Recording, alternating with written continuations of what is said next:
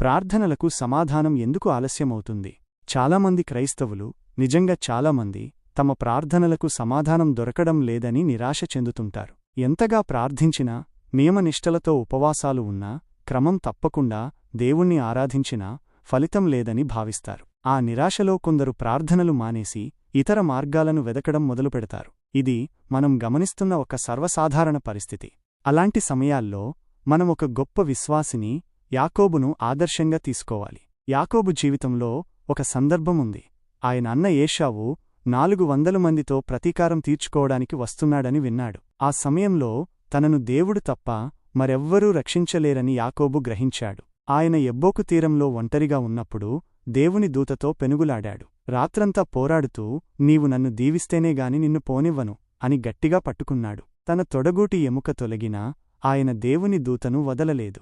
చివరికి ఆ వ్యక్తి, నీ పేరేమిటి అని అడిగాడు. దేవునికి యాకోబు పేరు తెలియక కాదు అలా అడిగింది. కాని 20 సంవత్సరాల క్రితం చూపు మందగించిన తన తండ్రిని మోసగించడానికి తన పేరును తప్పుగా చెప్పిన ఆ సంఘటనను గుర్తుచేయడానికే అలా అడిగాడు. తన తప్పును యాకోబు గుర్తించి పశ్చాత్తాపపడ్డాడు. ఆ క్షణంలోనే దేవుడు యాకోబును ఆశీర్వదించి ఆయనకు ఇశ్రాయేలు అనే కొత్త పేరు పెట్టాడు. అంటే దేవునితో పెనుగులాడినవాడు అని అర్థం.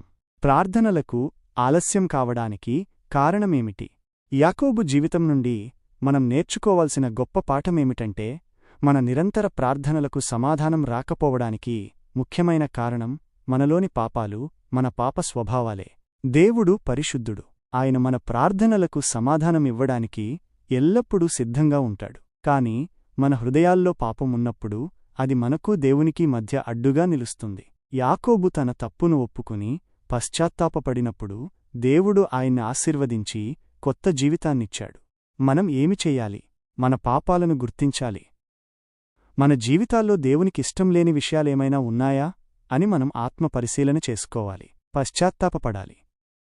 యాకోబు వలె మనం మన పాపాలకు పశ్చాత్తాపపడి వాటిని విడిచిపెట్టడానికి నిశ్చయించుకోవాలి. కొత్త మనుషులుగా మారాలి. దేవుని వాక్యం ప్రకారం జీవించడానికి ప్రయత్నించాలి. మన ఆలోచనలను, క్రియలను దేవునికి అనుగుణంగా మార్చుకోవాలి.